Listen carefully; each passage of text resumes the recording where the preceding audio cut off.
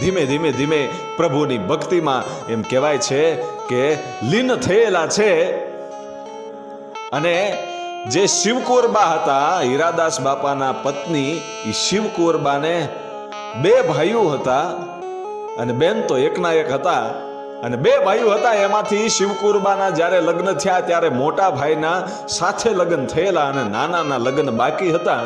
અને અહીંયા બરોબર શિવકુંવરબાને પોતાના પેટમાં ગર્ભ છે, 9 મહિના થઈ ગયેલા છે, પેટમાં બાળક છે.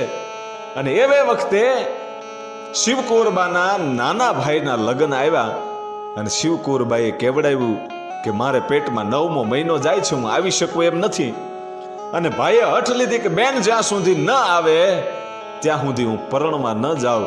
અને મોટો ભાઈ છે એ બેનને એમ કહેવાય છે તેડવા માટે લાખણકા આવે છે અને કહે છે કે બેન